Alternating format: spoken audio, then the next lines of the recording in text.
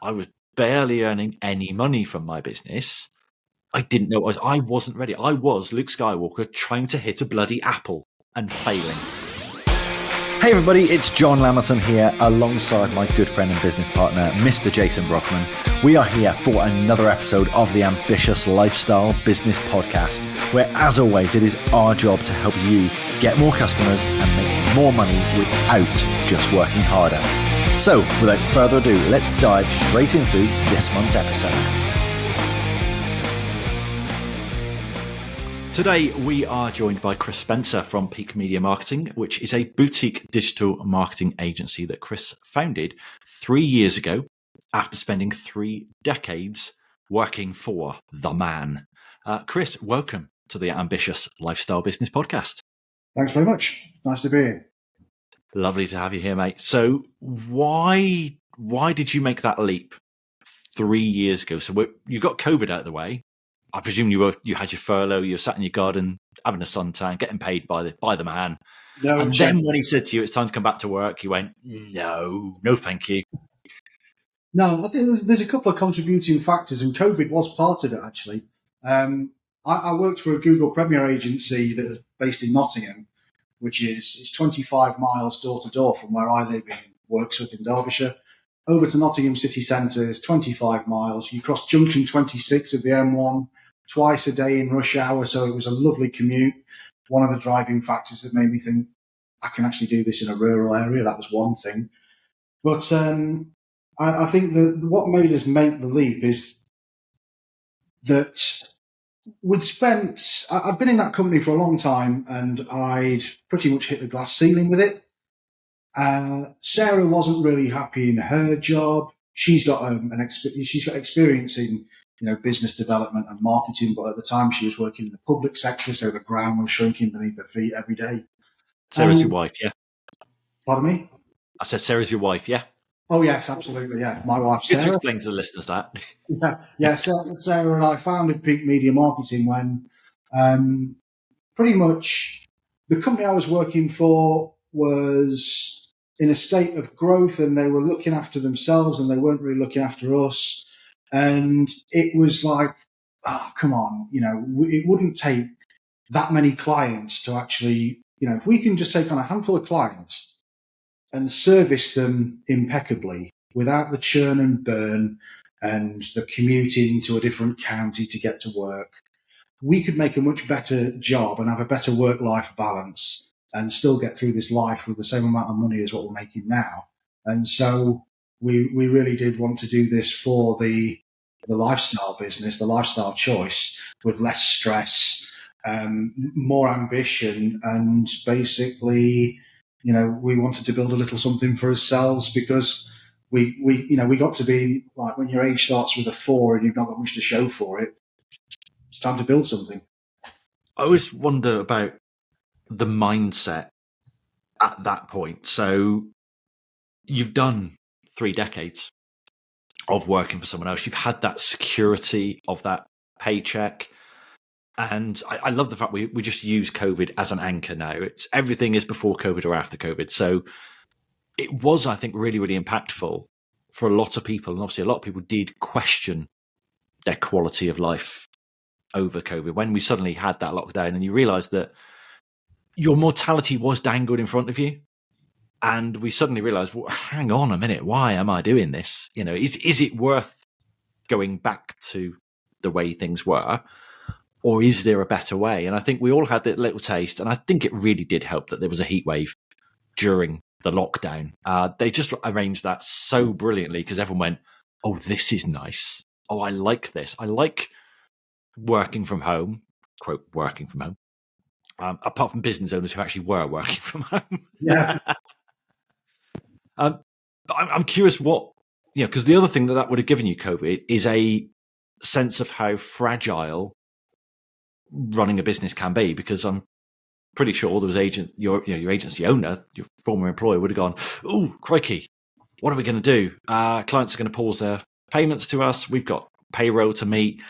What do we do? Was there an element of fear as well that stopped you pulling the trigger earlier?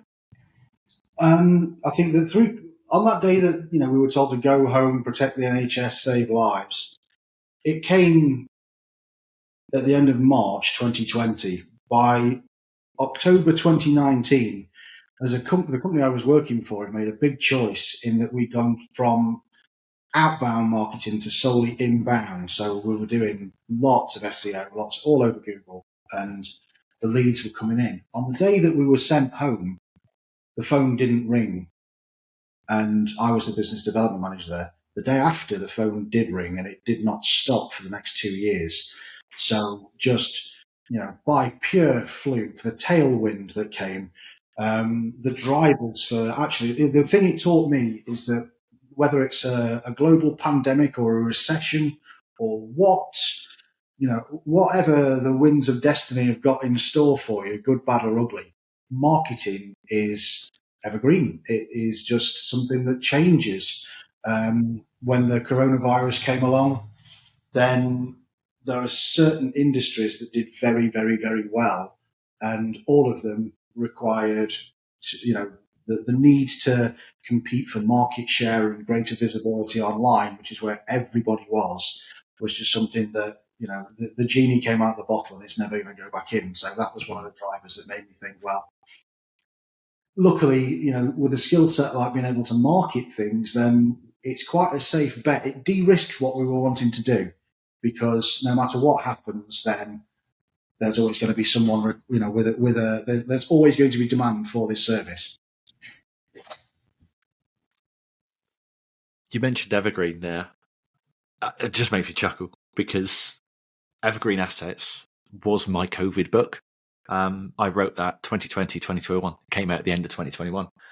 And readers of that book will not be aware because it got cut. But the original introduction to Evergreen Assets was a brief story about Boris Johnson telling everyone to go home and wash their hands. Not just because he thought people had dirty hands. There was a reason for those who listened to this. So they can clap next to the NHS. Yes, exactly. All that clapping and banging and pots, But he told us to all go home, and the country and businesses were on lockdown. And the story I told him was, look, our advice to 1% Club members at that time, and it's very we've got the benefit of hindsight now, but going back at that time, when no one knew what was going to happen, we didn't know how long we were going to be locked down for. We didn't know whether we were all going to die. We didn't know what was going to happen when we were going to be allowed to trade again. Literally, we were talking about businesses being told, you are not allowed to open. You cannot serve customers. And when serving customers is your livelihood, that's very scary. So our advice was, okay, you can't serve customers. What you can do is write blogs. What you can do is create email nurture sequences. What you can do is work on your Google Ads campaign. What you can do is sort out your processes behind the scenes. You can work on all the evergreen stuff that is foundational to your entire business's machine. And when things open up, whether that's in a week, a month, or 3 years from now, you are going to be in a better place than people who just sat in the garden sunbathing and watching, I don't know, Joe Wick's PE or whatever. What else was like big? Was it Tiger King? Was that Tiger during King COVID? happened around that time, and I didn't watch any of this shit, so that's why I can get away with it. A couple of years later, I missed that train completely.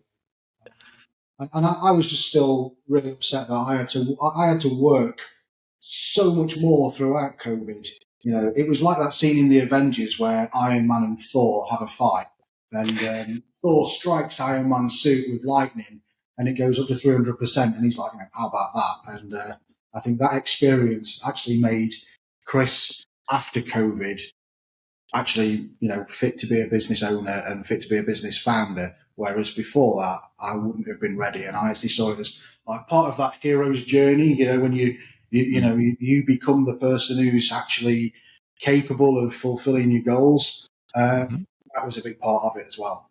Do you think you have to have that hero's journey? Again, the minute anyone says hero's journey, I'm just right, Luke Skywalker. But Luke Skywalker, like, I don't know, the first time you meet Luke, and he's a nobody, he's a kid, parents have died. He isn't a Jedi. No. That's where a lot of people will be, that's where you were 5 years before you quit. You weren't ready to start a business. And when I think about my own journey, and I wrote about it in Big Ideas for Small Businesses, when I first had that little side hustle, that little business going on the side that I wanted to go full time on, and I was interviewed by the local newspaper, and I said I want it to be, quote, a real business someday. And I cringe now looking back at some of the language I used then and the mindset that I had then. But when I gave that interview in April 2001, it's that 24 years ago now, I was a civil servant who had never run a business before. I did not have any experience. I was barely earning any money from my business. I didn't know what I wasn't ready. I was Luke Skywalker trying to hit a bloody apple and failing. Yeah, but then then experience comes along and plays the part of of the old guy with a grey beard, whether that be Obi-Wan Kenobi or the other typical hero's journey is the orphan under the stairs rather than the orphan in the desert. It's Harry Potter. They've got the same tropes throughout, and the Hagrid and the Dumbledore characters, and the way that something comes along and takes you by the hand and walks you through this journey where things happen and there are points. And I think that one of them was definitely, the coronavirus gave me the confidence in the industry that I work in. And then the rest of experience as we went forwards, circumstantially things happen. My brother-in-law was diagnosed with pancreatic cancer that year. Terrible, terrible, terrible thing. And we just thought, life is actually very short and very, very precious, and we should be doing something, to live your best life. So, that was a big driver for us really wanting to put this together. And actually, because of what had just happened with we just had the wonderful thing that was Brexit, that amazing thing that we're still counting the benefits from. All my dreams came true. It was amazing. And we should write all these benefits on the side of a bus, really, shouldn't we? Oh, they'd be great. Well, the NHS is doing really well for it as well. Come on, Jace, tell us not to get political. No, they said clean hand of applause. It was great.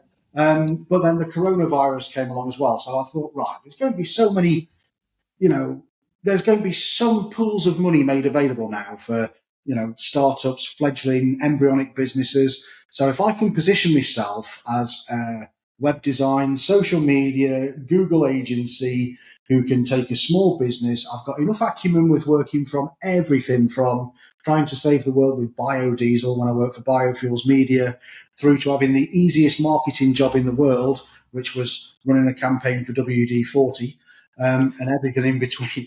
Everyone's heard of them, no competition, shooting fish in a barrel. It was amazing. All of those things just gave us, everything that we needed. And I'm really sorry that I've just lost my train of thought. That's right. I was just going to pick up on some challenges, if that's all right, because lots of our listeners will be in that situation where they've got the side hustle, they want to move on to that thing that you've now kind of enjoyed there. But there's always lots of challenges, isn't there? What were the challenges that you foresaw, and what challenges have subsequently come about that you needed to overcome? Oh man, I think the challenges were really just to see if we could legitimize ourselves and to actually create a brand that people would believe in.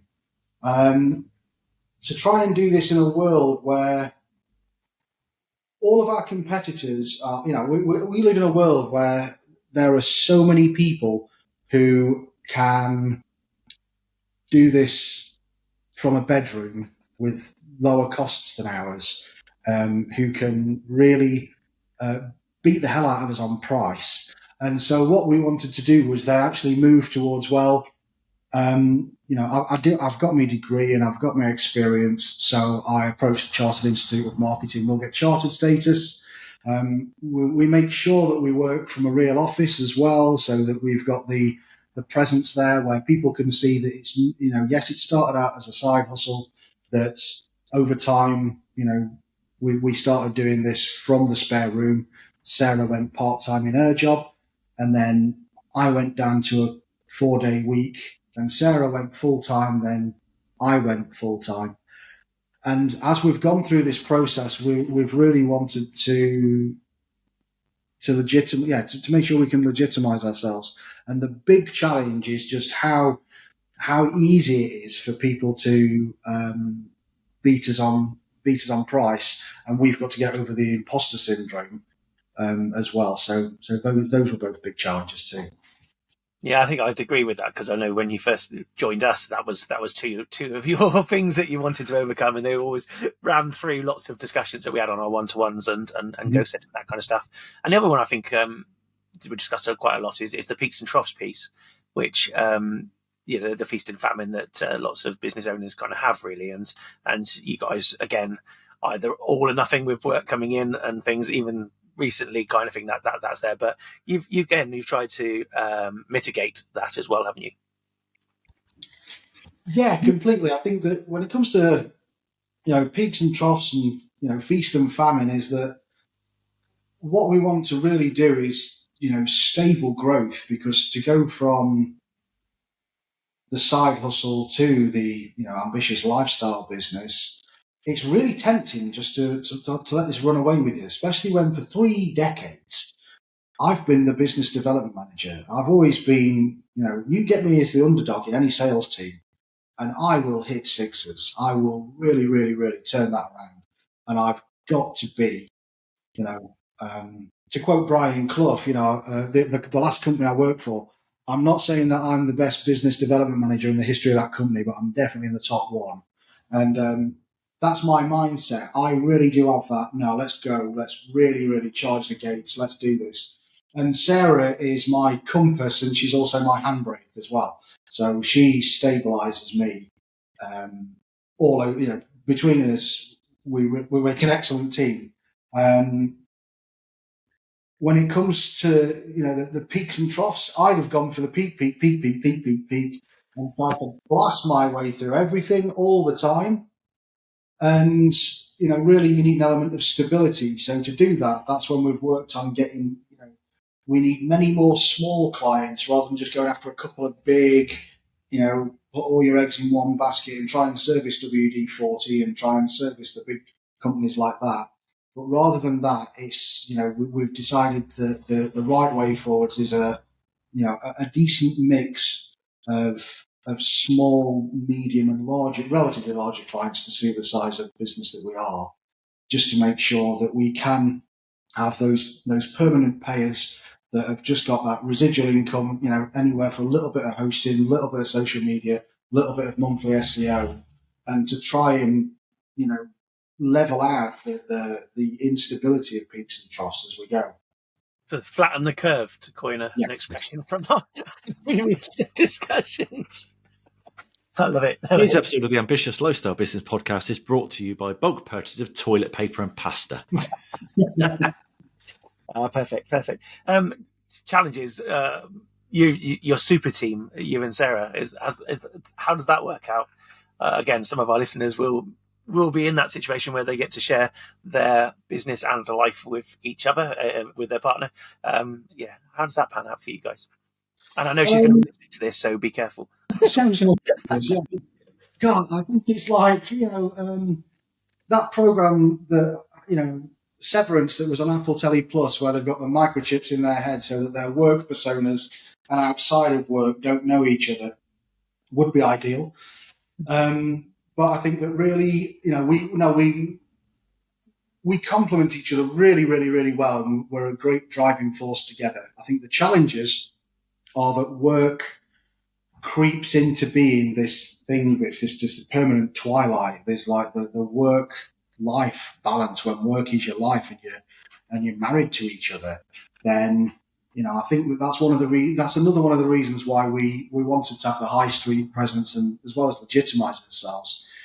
It means that we've actually got a physical presence, so that we're not just doing this from home, where it then turns into that fly on the wall documentary about a hotel that I saw once. It's called The Shining. You get to leave you get to leave home at home, and you get to leave work at work, and that's one of the challenges. But then also, I think that there are times when a couple of business directors having a meeting about the strategic direction of the company, when they're not married to each other, they can have a much more objective conversation, because then the spouse personas don't hijack that strategic meeting. And sometimes, husband and wife, we can agree on things that we shouldn't really agree on, and should challenge each other on more.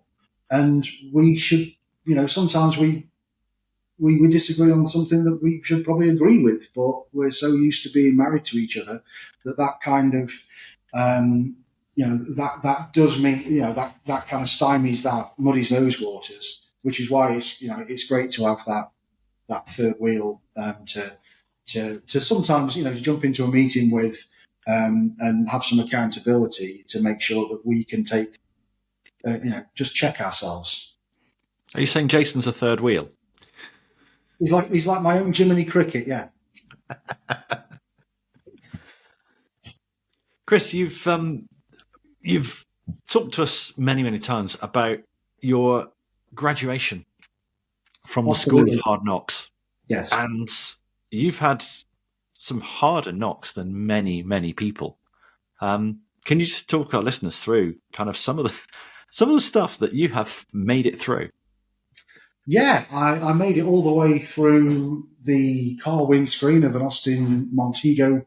Once upon a time, it was I was 16 years old, and we were going, country roads, bunch of young kids, no seatbelt in the back, and another guy pulled out, T-boned the car that I was in, and I was thrown forwards from the back seats over the front seats, put my head through the car windscreen, and it actually, it caused it blew a hole that size in my head, basically.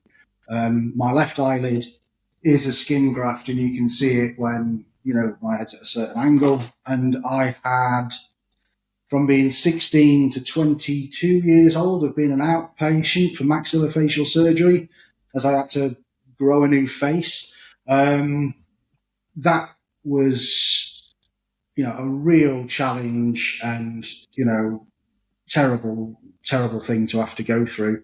And it taught me it taught me humility. It really did. I know that I've got quite a brash extroversion, but then really, when we're all that kind of ambivert, who you are on the inside as well, the humility that you get from being in a world where people base so much on looks and impression, and there's just, to lose something like that, when you walk through a crowd of people and people see this, this terrible injury on a young kid, some people would look at you with nothing but sympathy when that's the last thing that you feel like you need, and some people would look at you like they assume that you've been in a fight, or it's your own fault for some reason, or at least that's what's going on inside your head. And so to go through that, and then, you try taking that into a 200-stitch facial scar into a career knocking door to door, you've got to learn how to be good in order to make a living doing that. So, that was quite a hard knock. And then just as I was getting over that, I thought, I've had a few rough years, so I'll book a holiday, and I flew to New York, and it was a grand day in September in 2001 that I flew to New York on September 11th and was diverted to Gander in Newfoundland, where there's the play, the musical Come From Away. I am one of the plain people that's about. And again, that was a lesson in not just humility, but in charity as well, and the way that everybody got together and, looked after 20,000 people that just turned up with nowhere to go and nowhere to stay and nothing to eat. And they looked after everyone. Best all-inclusive I've ever been on. And I hope you left them a 5-star review. Yeah, I should go on to TripAdvisor and give them that. And, and that's it. And I think that adversity is one of those things that there have been some hard knocks, and, you do go through those awful things. We lost my brother-in-law. He was diagnosed in May. He passed away December of that year. and all these things just remind us that life really is, as the book says, we get 4,000 weeks. That's it. And so, what we've got to do is, keep on moving forwards and do the best we can with what we've got. Yeah. And those 4,000 weeks aren't guaranteed. There's no money back guarantee on those 4,000 weeks, is there? And that's on average as well. And this year, in September this year, it'll be 30 years since the car crash that I had, where I very nearly broke my neck. And there's a time when you're lying there and you've lost most of your blood, and you're lying there thinking, "Am I going to see tomorrow? Is there going to be one?" We're not all guaranteed tomorrow. So for those of us that get it, then we should make the most of it and be grateful. But what goes through your mind then? Pardon? What goes through your mind when you are thinking that? You are thinking, I might not see tomorrow. What as a 16-year-old, what goes through your mind? Things like, what would I do with the rest of what is my life for? I've got to, if I get through this, I want to live a life of purpose. I want to live a life of meaning. I don't just want to spend the next 3 decades working for the man and finally get round to starting a business when I'm in my late 40s. No, I think that, it wasn't really, I've got these career aspirations weren't really part of it. It was the things that I wanted to create. It's the writing that I might not get a chance to do. It's the singing that I might never learn how to do, to play the music and to live like that. That was what I was trying to hold on to. And I think that all of the rest of what we do is just a vehicle to provide us with that. There's a fine balance between, and I've realised as I go through life as well, there's a fine balance in your mental health, and it's down to how much you create and how much you consume. And I think that what was going through my mind is I might never get a chance to give all these things and to find meaning in me. And I think that builds you up a person. You are the sum of your life, aren't you? And that's the thing. And you're sat in front of a poster which says "We Rise" by lifting others. Is the bit that you see in our video. If you're on YouTube, there it is. If you're listening, it's "We Rise" by lifting others. And you were on a coaching call the other day, and it's kind of like, come and have a look at the website, take what you want. It's kind of actually you want to give, you're helping, you're giving, and that nature itself attracts people to you and attracts business comes to you because all you want to do is help people. And that comes from the experiences that you have, humanity, charity, adversity, and a purpose. Absolutely. It really, it's not just something that I write on the wall. If you were to break me open like a stick of seaside rock, that's what it says all the way through me, that, we rise by lifting others. I think that for, the owner of a marketing agency, it makes good sense to have such a motto as well, because that means that, if you do well by your clients, then, there's a lot of it that's just look after people properly. And it goes back to the aspiration for when I was miserable with the agency that I was at and the corporate vibe that was there. It was like, hang on a minute, rather than just trying to scale for scale's sake, whatever happened to looking after people properly? And if we can take on a handful of clients and service them impeccably, then they will do the rest. And, we will get them round the loyalty loop into advocacy. And, that's where that stage is, that when you've got decent clients and you're doing good work and there's a nice reciprocal understanding between you all, you've got good results and you're demonstrating that, you're in rapport, truly in rapport, not just the sales side of it, then you will become a magnet that attracts what you want, and you don't have to spend your life chasing things. You just build one that attracts what should come your way. Yeah. What you've summed up there, Chris, is, you say, just do good work for people, just really genuinely care for them, look after them. Most businesses don't do that. And this doesn't compute for me. It's like, what do you mean? But it's absolutely true. I've just been doing some research for Retention First. So writing a book on retention. It's coming out later this year. Now it's not going to be the summer. I've got a lot of editing ahead of me.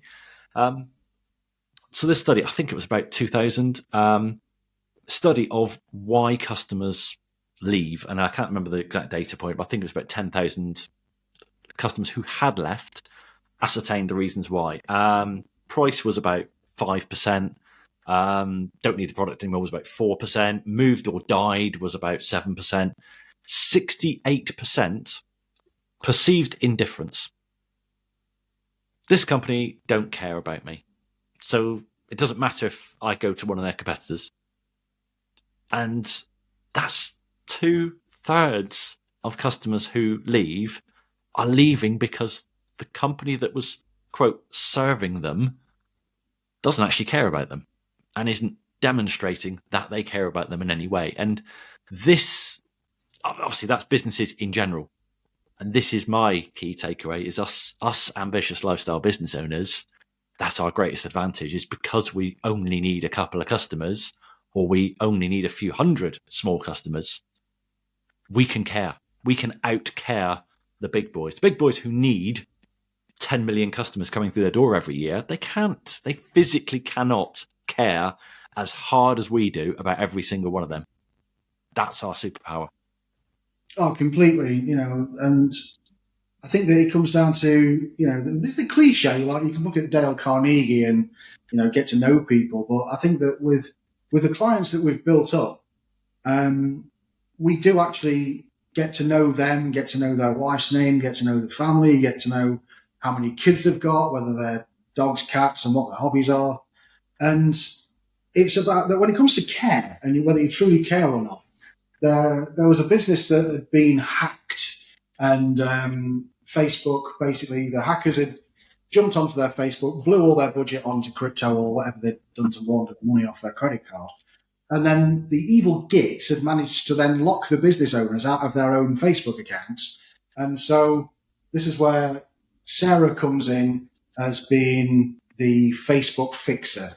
The Facebook fuckery fixer is what she really is, because whenever someone's been thrown out of Facebook, she comes in, like something biblical, and just manages to put it back together again. She can find that she'll raise the ticket, get the people that are flapping around all over the place to be calm. There's a process that we'll go through, and we need to raise a ticket with Meta, and we need to have these conversations to show them what's happened, demonstrate it really is yours, get this restored, and once that happens, we can start to get the hierarchy that is Meta Business Suite set up properly. And we need to do that before we do anything else. There was a married couple, another family business, and these guys, they live just down the road from us down in Derby, which is 20 minutes away. And they've got young girls that were 3 and 5, and so we're not going to come round when you're putting the girls to bed. So we wait till the girls were in bed, and we went round at 7:45 one night, and we stayed there till 10:30, sat around their kitchen table on a chat with them and Meta to make sure that we could start to get them their Instagram account back, and we could start to get their Facebook ads workable again. And then we left there at 10:30. We got home at 11 o'clock at night. And that's when you think, hang on a minute, the city-based agencies over in Nottingham and up in Sheffield, they go home at 5 o'clock. So, we can actually, that's where we can win. There's never a queue in the extra mile, but, those little things that the lifestyle business can do is that, we're really quite happy to do a siesta. We'll finish work in the afternoon around the school run. We know that none of the clients are on fire. Everyone's going to survive until tomorrow. So we'll have a couple of hours in the afternoon where we walk the dog or go for a swim. And then come that night between, 5, 6, 7, 8 o'clock, we can then be speaking to those business owners who've had a day of their own stuff going on, and they need to speak to us on their time as well. And so it gives us that flexibility to really, really service people. I've got a farming client, a dairy engineer, who install milking parlours. And so the other Friday I was up, and I was actually over at their premises on the farm at 7 o'clock in the morning for a meeting with a farmer, because that's when they can actually do this. So mid-afternoon for them then? Half the day's gone by 7 o'clock. Yeah, they've already done the whole day. It's just about bedtime for them. But yeah, it gives us the flexibility, that work-life balance, that ambitious lifestyle business. It means that we're not so rigid in trying to be the same as what everyone else is doing. And I think that flexibility is what gives us a competitive advantage. Speaking about being the same as everybody else. Chris, are you able to speak about the current trend of business owners attempting to microwave their marketing? Yes, I am. It's AI. It's twat GPT. It's a fucking microwave, and people should not be so lazy, is what it is. And it's great, but then every time that you see something on social media, be it on LinkedIn or Facebook or anything else, or someone stands up at a networking meeting and reads out this thing, we can see what it is. And, you can tell when they're talking about elevate your ambitious lifestyle business aspirations by buying a copy of Big Ideas for Small Businesses. It's just absolutely icky, awful landfill marketing. And all that's ever going to happen is that, AI, we teach it what to do. It can't tell the difference between traffic lights and zebra crossings and bicycles without us telling it so when we're trying to, get the results for something that we want. We teach it the difference between arse and elbow because we know better. There are plenty of opportunities to use. I love Gemini. I love the deep research it's got. I really like the video capabilities. I've actually used ChatGPT to generate an image because in the town that I'm from, Wirksworth in Derbyshire, next weekend we're going to be celebrating the 1940s. That was just a wonderful decade worth celebrating. Half of it we were being carpet bombed by the Germans. And so let's celebrate the 1940s with rationing as well. So they want the whole town to decorate their shop windows like it's the 1940s. And I'm a digital marketing agency, so it's like, all right, what can we do? And so I've got ChatGPT to make me a poster with my logo, the icon, the burnt orange, white, peak logo. And we're going to be called the Worksworthian Ministry of Propaganda. And I couldn't really draw that, so I got ChatGPT to do it. It's got its place, but when people overuse it, it's very much like a microwave. And if you want to go to, insert budget supermarket full of frozen food here and stick a pie from that into the microwave, nuke it and have that for your lunch or for your dinner, then, be my welcome guest. But don't try and pass that off as running a restaurant doing that because it's going to be shit. And by the same yardstick, if people are using it the overuse of it is going to really, really, really underpin all that great messaging about your business. You've got to keep the human in the loop. So use ChatGPT or Gemini or whichever one you want to do, generate your content, but then, at least then use it for painting by numbers and sprinkle it with some humanity because we've got better judgment, we've got better emotions. And when it comes to certain industries like, regulated financial services, even though, they're morally patchy at best, aren't they? But then, there is like the compliance department, you're going to need not to be so heavy on AI until that they're, in time, I'm sure it'll change where the models are so much more effective than they are. But no, stop microwaving, stop using the microwave to create digital landfill and just do something that, as well as, expertise, experience, authority, and trust, you need authenticity as well. And I think that is truly what stands us out, in the words of, of one of our favorite bands, I need to be myself. I can't be no one else. That's what you've got to do. You've got to be yourself. Was that Bill Haley the Comets? That's right. Yeah. And, that's, no, I believe that they're going to be doing like a few little shows. You might have heard of them. And Margate and Matlock, I think they're playing, aren't they? Matlock Bath, yeah, they're going to be doing that. I saw Take That play the bandstand in Matlock Bath in 1989. So they went on to do other things as well. So it's a great place to launch a great career. I've written again in Retention First about AI and my rant on AI. Now, for the benefit of those listeners who aren't sure where Chris stands on this, I know he was quite ambiguous and it's still on the fence, really, weren't you? On this, we're not saying don't use AI. We're not saying AI is wrong. What we're saying is don't just give AI a 3-sentence prompt and just copy and paste the results for the next 25 LinkedIn posts that you want, or, oh yeah, create me a website in 2 minutes, please. Oh, that would do. Right, my website's live. Yeah, that's really great. Really customize your bots. Train your models in exactly what you want them to do. They're called chatbots, so chat with them.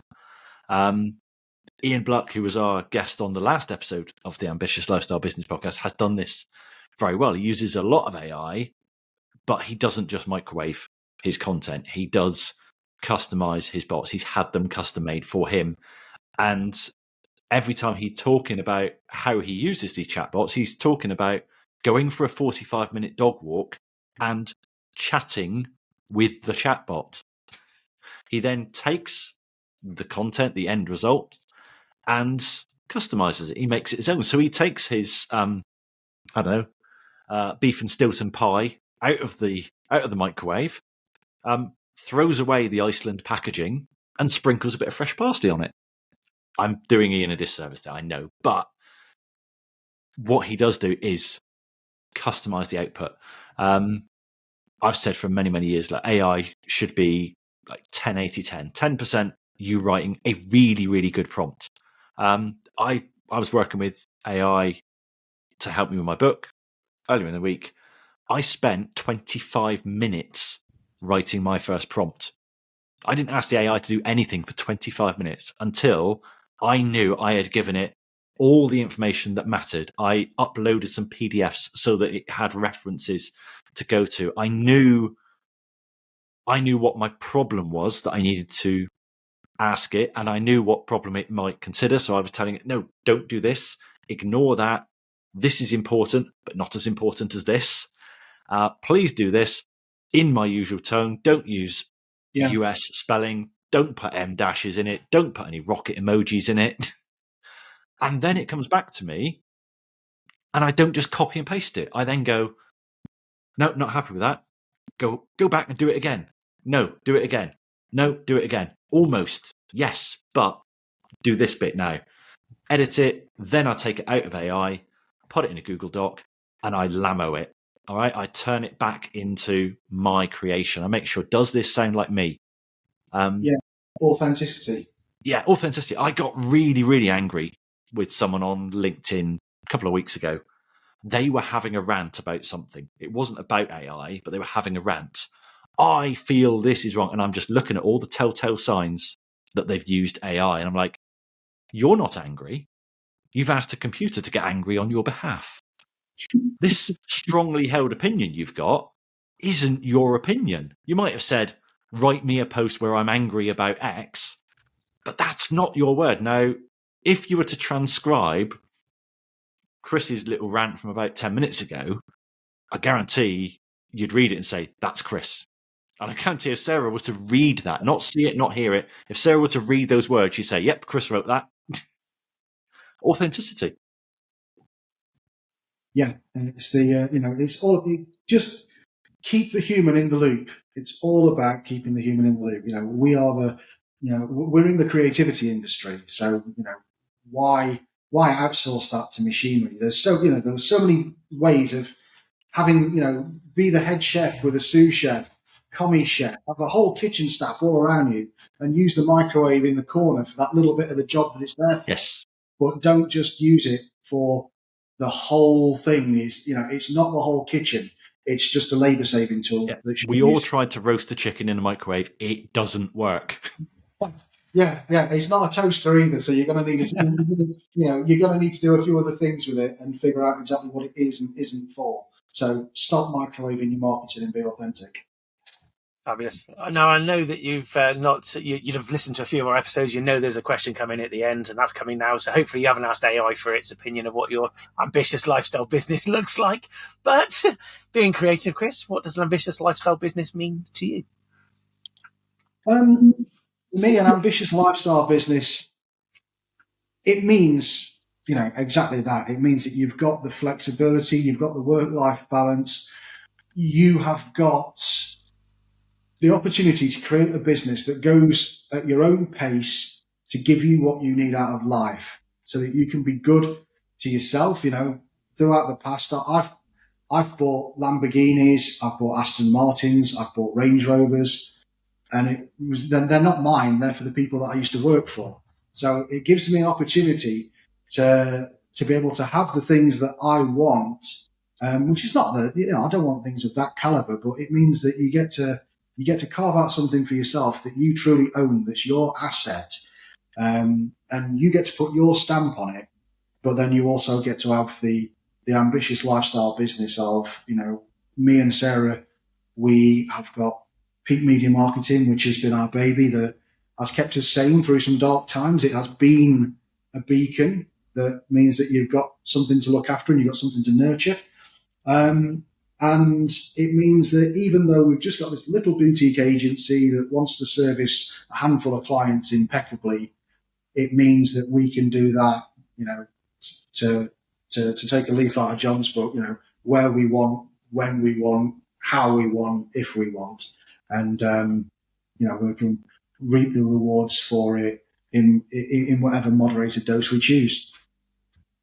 Thank you. Thank you for joining us on this episode. Absolutely brilliant. Thank you once again, Chris. And dear listener, we will see you next month for another episode of the Ambitious Lifestyle Business Podcast. See you later. So there we are, another episode in the can. How was it for you? Please let us know. However you listen to these podcasts, please leave a review on that platform. Let us know what we can do better, what you like, what you don't like, and how we can improve to make this show even better for you. We'll see you next time.